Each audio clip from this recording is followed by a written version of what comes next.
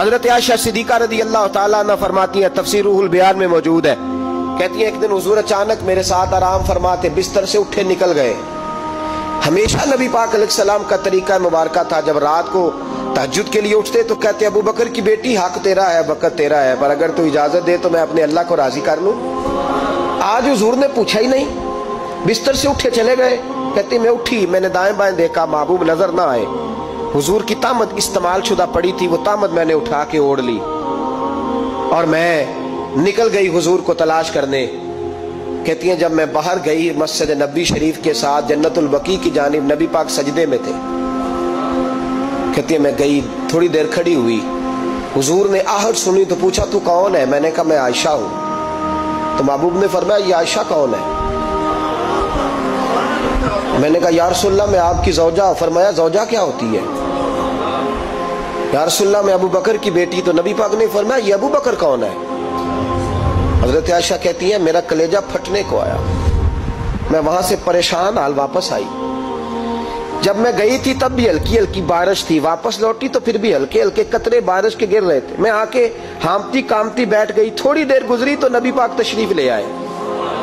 تو حضور صلی اللہ تعالیٰ علیہ وسلم نے مجھے پریشان دیکھا تو کہا عائشہ کیا ہوا؟ کہا حضور آج وہ ہوا ہے جو کبھی نہیں ہوا۔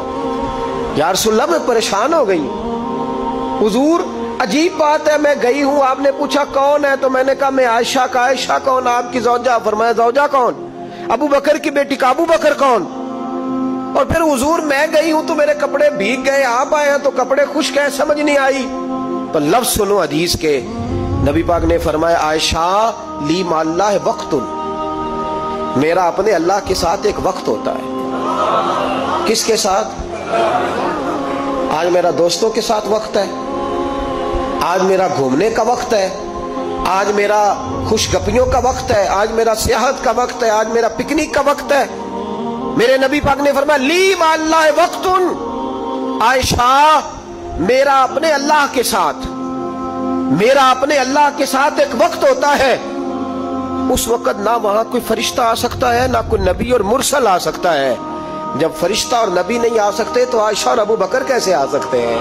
تو کہا یا رسول اللہ پھر وہاں ہوتا کون ہے؟ تو حضور فرمانے لگے ایک میں ہوتا ہوں، دوسرا میرا رب ہوتا ہے، تیسرا کوئی موجود نہیں ہوتا۔ امت کو درس دیا ایک وقت 24 گھنٹوں میں ایسا لایا کر جس میں تو اپنے رب کو دکھڑے سنائے، جس میں تو دعائیں مانگے، جس میں تو عرض و نیاز کرے، جس میں تو اپنے گناہوں کی معافی چاہے۔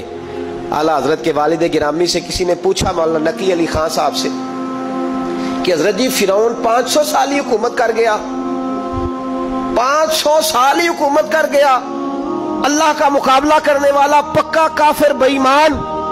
تو آپ فرمانے لگے ملا رومی کی وہ کتاب پڑھو مثنوی، جس میں انہوں نے لکھا ہے کہ جب ساری دنیا سو جاتی تھی تو فرعون اٹھ کے مصلے پہ بیٹھتا تھا، کہتا تھا یا اللہ معاف کر دے، رب تو ہی ہے، گناہگار بڑا ہوں پر مہربانی کر۔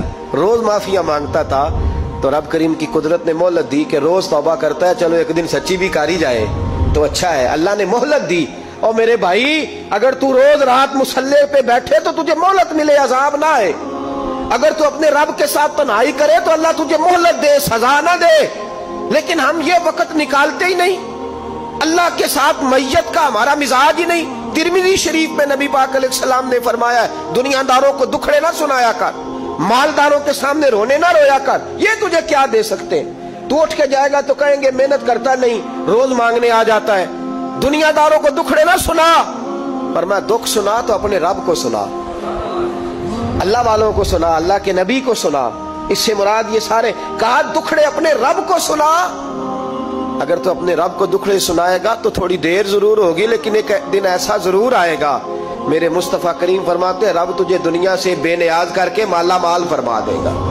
دھوکے کا مزاج نہ بنا، کینچی لے کے نہ گھوم کے کیسے جیب کاٹ سکتی، اللہ کو دکھڑے سنا۔